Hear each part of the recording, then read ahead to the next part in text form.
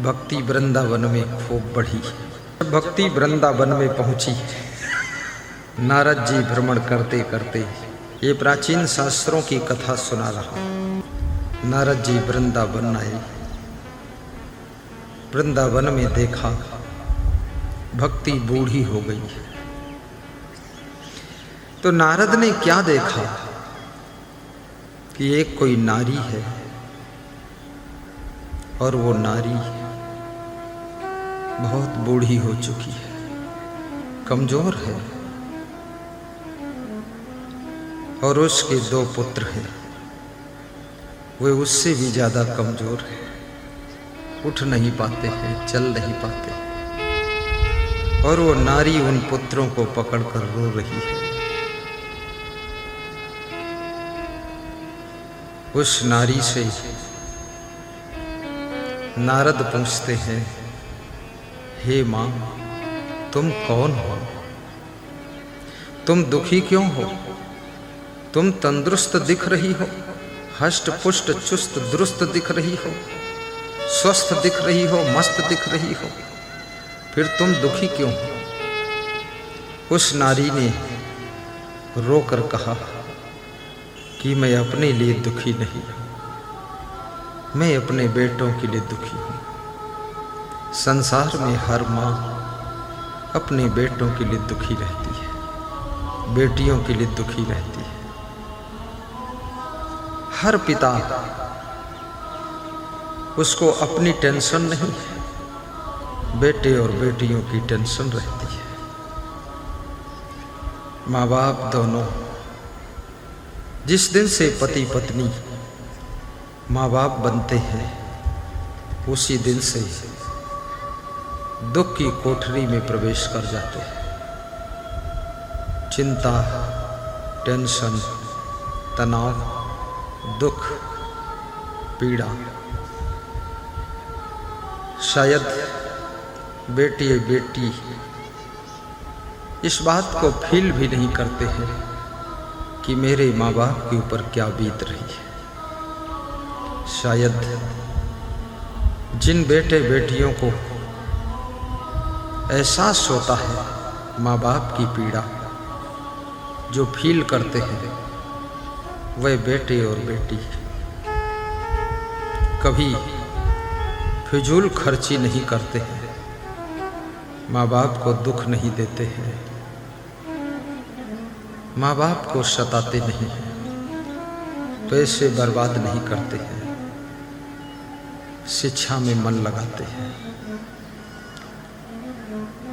बेटा और बेटी स्कूल में पढ़ते हैं, उन्हें अपने पढ़ने की चिंता है कि नहीं है, लेकिन माँ बाप को उनकी पढ़ने की चिंता रहती है। दादा दादी को अपने पोता पोती की चिंता रहती है। और याद रखना, जो तुम्हारी चिंता करता है वो कौन है? वही तो माँ बाप है, वही तो दादा दादी, वही तो अपने हैं, वही तो तुमको अपने से अधिक मानने वाले, वही तो अपना भी सुख तुम पर लुटाने वाले हैं। उनको थोड़ा ध्यान देना, उनकी फिक्र करना, उनको चोट मत पहुंचाना। जिस दिन से एक नारी मां बनती है, उस दिन से उसके दिल के ऊपर हाथ धर के देखो। दिल के भीतर खुशी भी है, मन के भीतर चिंता भी है। जब तक नारी मां नहीं बनती है, तब तक नारी अपने आप को अधूरा समझती है, और मां बनने के लिए प्रयास करती है कि कोई भी बच्चा हो जाए, बच्ची हो जाए, कम से कम मां बन जाओ। एक नारी की भूख है कि भोजन एक टाइम ना मिले, कोई बात नहीं, लेकिन कम से कम हे भगवान एक संतान तो मिल जाए, कम से कम मेरे आंगन में दीपक जलेगा, एक लक्ष्मी आ जाए, एक बेटी आ जाए, लेकिन वो बेटी जब बड़ी होती है मोबाइल चलाती रहती है, फैशन करती है, बाल ऐसे रखती है चुड़ैल जैसे। माँ बाप देख करके टेंशन में आ जाते हैं कि अभी इसकी शादी भी नहीं हुई है, फैशन इतना कर रही है, ओंठों में लाल रंग लगा रही है। विवाह के बाद नारियां ओंठों में लाल रंग लगाती थी। समाज कुंवारी कन्याओं को ओंठों में लाल रंग लगाने की छूट नहीं देता है, लेकिन जबरदस्ती बेटियां भी लाल रंग ओंठ में लगाती हैं, लाल रंग गाल में लगाती हैं और लाल रंग हाथ पांव में भी लगा लेती है। लाली मेरे लाल की जित देखूं तित लाल, और लाली ढूंढन में चली मैं भी हो गई लाल।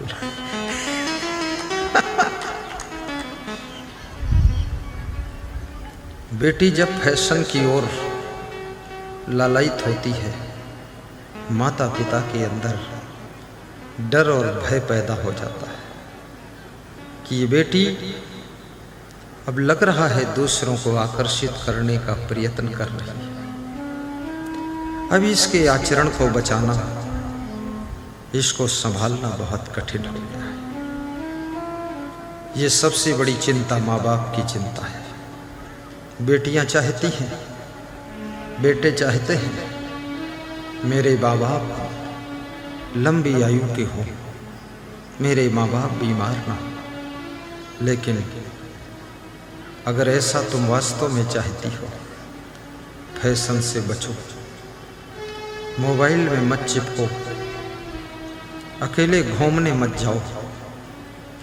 माँ बाप को बिल्कुल चिंता नहीं होगी। माँ बाप के ऊपर तुम्हारी शिक्षा का भार है, लेकिन माँ बाप के ऊपर तुम्हारे चरित्र को बचाने का भी बहुत बड़ा भार है। याद रखना, जिसका चरित्र नहीं है उसका जीवन मुर्दा है, और जिसका चरित्र है वो मरने के बाद भी जिंदा है, मरने के बाद भी जिंदा है। लोग कहते हैं जमाना बदल गया है। जमाना बदल गया तो क्या दाल भात की जगह पर गोबर खा लोगे? लोग कहते हैं युग बदल रहा है। युग बदल रहा है तो क्या पानी की जगह नाले का गंदा पानी पी लोगे? लोग कहते हैं पश्चिमी सभ्यता का प्रभाव है। पश्चिमी सभ्यता तो है ही नहीं, पश्चिमी तो असभ्यता है। युग बदल जाएगा, लेकिन ठंडी लगेगी तो रजाई ही तो ओढ़ोगे, मच्छर काटेंगे तो मच्छरदानी ही तो लगाओगे।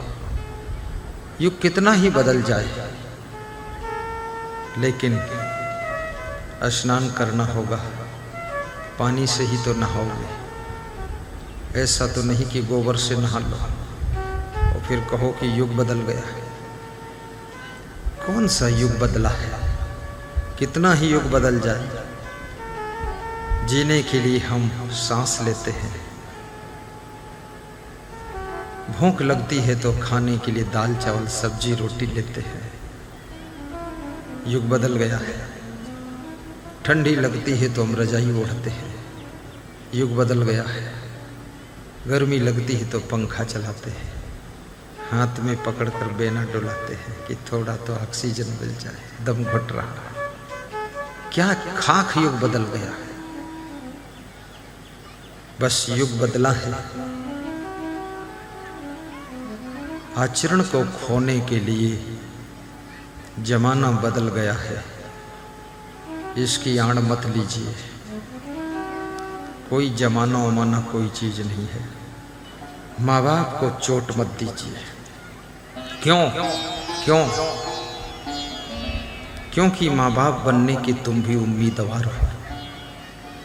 जो बेटियां माँ बाप को टेंशन देती है, जब वो स्वयं माँ बनती है तब उनको पता चलता है ता धिन्ना भाई ता धिन्ना, लबलोस भजई हो जा धिन्ना, जान परी भई वाह धिन्ना और ता धिन्ना भई ता धिन्ना और माँ बनी हो जब जा धिन्ना और पता चली तब वाह धिन्ना।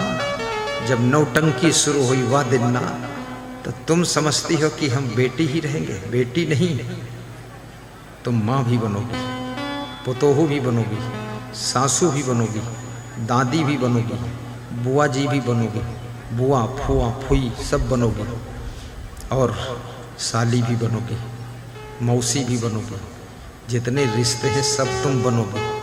तब तुम्हारी खोपड़ी ठिकाने आएगी कि खूब नौटंकी हमने किया था, अब असली कर्नाटक की नाटक शुरू है, दरभंगा वाली। तब तुम चिल्लाओगी क्या हुआ गुरुदेव, हाय गुरुदेव क्या हुआ? तो हम कहेंगे मेरी दुआ। तुम कहोगे क्या हुआ? तो मैं कहूँगा हाय बुआ। ये आकाश में धूल फेंकने वाले ये मत समझे कि सूरज पर धूल चली जाएगी। ये धूल सब तुम्हारे सिर के ऊपर गिरने वाली है। माँ बाप को सताने वाली संतान ये मत सोच ले ये सब दुख जो माँ बाप को दे रहा हूँ, ये दुख सब तुम्हारे ऊपर आने वाला है, तुम्हारे ऊपर आने वाला है। उनकी तो जिंदगी निपट गई, तुम्हारा समय बहुत कठिन आने वाला है। ये जो शिष्य लोग नौटंकी करते हैं, गुरु के चेला बनते हैं, भोंदू बने पड़े। बहुत से गुरुओं के चेला मैंने देखा है, बहुत नालायक है, बहुत आलसी, बहुत निकम्मा, बहुत कामचोर, बड़ा भोंदू, पूरा भैंसा, खूब खाता है और खूब पड़ा रहता है, झाड़ू तक नहीं लगाता, पक्का बेईमान। मैं तो ऐसे चेला को रातों रात निकाल के बाहर कर दूँ, बेईमान को रखता ही नहीं, चोर कहीं का, फालतू यहाँ भीड़ मचा रखी। तो ये जो सोच रहे ना, गुरु का समय तो निपट गया है, तुम्हारा समय बहुत कठिन आने वाला है। ये जो हम कर्म कर रहे हैं, ये हम कर्म के बीज बो रहे हैं। याद रखना, इसका फल थोड़े दिन के बाद आने वाला है। गुरु हो चाहे शिष्य हो, चाहे माँ हो, चाहे बाप हो, चाहे बेटा हो, बेटी हो, पुतोहू हो, मौसी मौसा, ठौसी ठौसा, फुआ फुई, फूफा बुब्बू, सब बकवास फालतू। ये सब कर्म का फल आने वाला है। नारी को भी दुख मत दीजिए। हर पति चाहता है मेरी पत्नी खूब खुश रहे, बिल्कुल गुलाब बाई बनकर रहे, चंद्रमा बाई रहे। लेकिन दारू पी पी कर आते हो, गांजा पी पी कर आते हो, दूसरी औरतों से दोस्ती बनाते हो, तुम्हारी पत्नी खुश कैसे रहेगी? उसको टेंशन दे रहे हो, गलत बात है। ये गलतियां मत कीजिए। जिससे विवाह किया है उसके होकर रहिए। दूसरी औरतों में क्यों मोहित होते हो? दूसरे के पति में क्यों मोहित होती हो? ये तो हरहट गाय का काम है। हरहट गाय, हरहट भैंस, जौने घेस हम घास चराने गए जिस खेत हम, उसमें नहीं चरती है, पड़ोसी के मक्का चर लेते, मक्का मुँह मारत है और मक्का वाला मुक्का मारत है। ये सब क्या बना रही है? इधर उधर चंचलता नहीं, कुछ नहीं रखा है। सच में कहूँ तो न पति में कुछ है, न पत्नी में कुछ है, न स्त्री में सुख है, न पुरुष में सुख है। अगर स्त्री में सुख होता तो पुरुष में क्यों ढूंढती, और पुरुष में सुख होता तो स्त्री में क्यों ढूंढता? और दोनों में दुख है और दोनों में ढूंढ रहे हैं। तो दो भिखमंगा इकट्ठे हो जाए तो डबल भिखमंगा हो जाते हैं। तो दोनों दुखी आत्माएं इकट्ठी होती हैं, इसलिए डबल दुखी होते। शादी करे के बाद दोनों रोवत हैं, अरे फंस गए ना, रो खूब, डबल दुख हो गया। हाँ, वहाँ सुख कहाँ है?